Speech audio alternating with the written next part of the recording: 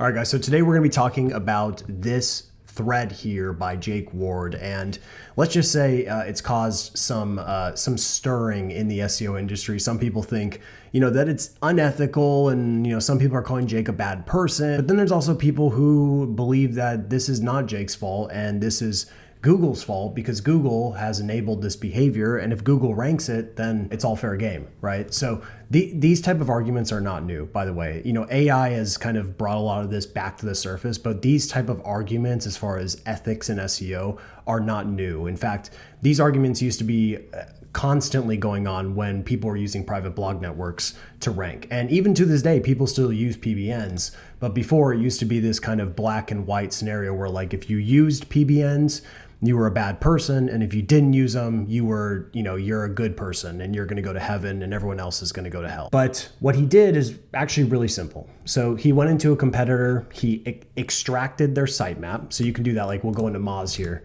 Let's say Moz is our competitor. We're going to go to the detailed Chrome extension, go down here, and we can go right to their sitemap, okay? And I can extract their entire sitemap. That's one way to do it. You can also just go to Screaming Frog. You just download the Screaming Frog application. You can put your competitor into Screaming Frog, and you can crawl their site, and you can extract their entire profile of their website, their entire sitemap. So nothing super complicated here. I'll show you how to do this in a much more streamlined way, but this is where it gets super gray area. Is it okay to extract keyword ideas from your competitors and then create content based on those ideas that you extracted from them? That's where the gray area comes in. Now, I personally think it's fair game to use tools like Ahrefs or SEMrush or any of these tools to go and see what your competitors are doing. And if you see that they're ranking for keywords that you're not ranking for, it's okay to create content to compete with them. The question is should you just basically try to copy them? And I personally don't, that's not something I would personally do. I don't think that's wise because my strategy is all about the purple cow strategy. I want to stand out in the SERPs. For example, I just republished a post, best CMS for SEO, okay? And you'll see this one, I don't know where I'm ranking, so let's see here. I just republished it, where am I? Okay, I'm down here somewhere, kind of towards the bottom of the first page. And you'll see that what I'm trying to do is when I look at who's ranking here, I want to try to create something that's very different than what's ranking. So if everyone has a generic post like this, which is just kind of ranking these CMSs, not really based on any criteria, I don't want to do that. I want to create something that's different, something that's going to really stand out in the SERPs. So mine is very different. I actually used data-driven content and original information to ultimately stand out in the SERPs, right? And that's what I'm trying to do. And that doesn't always win in the SERPs, by the way. You might be better off if you're trying to win as far as pure rankings. You may be better off going a pure keyword rich type of asset. But for me, I'm thinking more about what type of asset can I create that's going to help me attract links, right? And shares and other good stuff. If I rank, that's a added bonus. But what I'm trying to do is I'm trying to build my site authority, because when you build your site authority, you can do a lot more things, right? Makes your entire job a lot easier. Okay, so now what we can do is I'll show you how to do what Jake did, except you don't have to do it necessarily in this mass production type of way. You go to organic competitors, and then you can go to Content Gap, open this up, and then you can just throw any competitor in here. For this example, I'll just use Ahrefs. And we throw them in, and within a couple seconds here, Ahrefs will analyze my organic keyword profile and then analyze their organic keyword profile. And it'll help us identify what keywords that Ahrefs is ranking for that I'm not ranking for. And if I wanted to narrow that gap, all I would have to do is just start creating content around these ideas that I'm not ranking for, okay? Now, I don't recommend just blindly doing that, because the problem is if you're not considering the competition for these keywords, then you're likely just going to be creating a lot of content that never ranks, or you're going to have to need a massive budget to rank for these keywords. So for example, we can look at this one, paraphrasing tool, which is ironic. But we'll go here, and you can see you could start with KD. That's one way, but actually the best thing to do is actually go down here and look at DR. See who's ranking as far as DR, and if your DR is not in the same range, then you're probably really going to have a hard time ranking, because it's just going to be you're going to need such an authoritative website to be able to do it. The only exception, as you can tell here with this paraphrasing tool, this is an exact match domain. Okay, so it gets way more power than an average website. So you can't really compare your site to an exact match domain in this instance. And so this DR is kind of, I don't want to say it's irrelevant, but it should basically be ignored. And then everyone else kind of focus on the others. So you need to go through a process of competitor analysis so you can prioritize your keyword targets. And the way that Jake did it, I totally understand. He's going for just like a mass strategy and more of like putting a lot of lines in the ocean and maybe only 20% of them really do anything. But if you're trying to be a little more strategic, then you should definitely try to target keywords that you're capable of ranking for at this point. Okay, so that's one way to do it with Ahrefs. Funny thing is also with Ahrefs, you can actually do a link intersect, right? So I can actually see the exact links that are linking to Ahrefs but are not linking to me, and I can go out there and just do outreach to try to get the same exact links that Ahrefs has. Okay, so once again, copying the competitors. This is common SEO practice. This is not like, I think it's hilarious that there's some SEOs who have commented on this as if what he's doing as far as reverse engineering is unethical. I don't know any SEO that doesn't use Ahrefs or SEMrush to reverse engineer the competitors.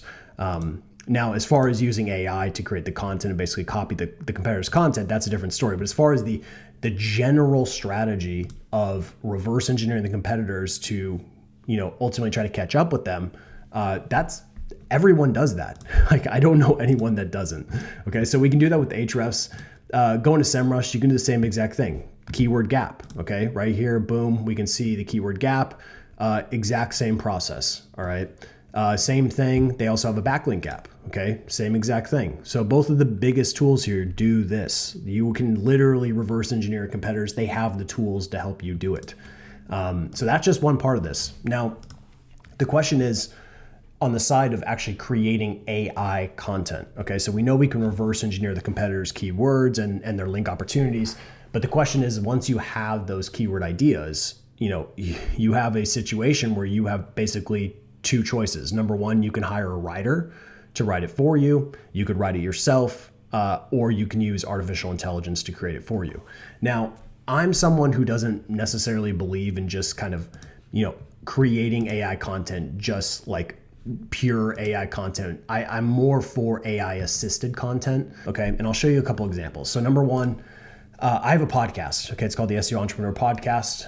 And what I did on my website, because I just felt ethically this was the right thing to do, is I created a little author on my site called Gotchbot. Okay, and so anything that is written by the bot or is bot assisted will get labeled as that. Okay, so that's just what I decided to do, just to kind of make that distinction between me when I write content and when the bot writes content. Okay, so, and all of this copy is completely written from the AI. It basically, I uploaded the transcript from this video and then the AI summarized it. Okay, and then of course we did some editing on it as well. But for the most part, it's like 90% AI. All right, so there's nothing, I don't think there's anything wrong with this personally, especially when you're labeling it as AI. Okay. The other one is really an AI assisted asset. Okay, so this one here, which is a case study I did, which is are H1 tags a Google ranking factor? And this one's interesting because it's not 100% AI, right? I came up with the concept, I came up with the original data, and I actually did the data research. Okay, so all of this data I actually came up with, and then I uploaded it to ChatGPT, and I worked with ChatGPT to ultimately build out this data-driven asset. Okay, and so when we search, this keyword here, just to show, that AI content does work. Once again, number one, we're in the featured snippet. Okay, and this is, like I said, this is all AI-driven content, and I even label it as AI-driven content. But the reason why this will work long-term is because it doesn't matter whether it's written by a human or written by the AI. What matters is that the concept is original. So this concept here is original. No one has done this concept before except for me, because I actually went and got original data. Okay, so this is the advantage here when you can do that. This is what I would consider an AI assisted asset, and this stuff will work long term. And I don't believe this is low quality. I think this is super high quality for someone that's looking for an answer to this question. I'm actually giving them data that they can use to their advantage. Okay, so I think this type of AI assisted content is the way to go, because you're still coming up with original concepts, and then you're just using the AI to assist what you're doing. And then the final piece of this puzzle is going to the on-page SEO tools. Okay, so Surfer is a very popular one.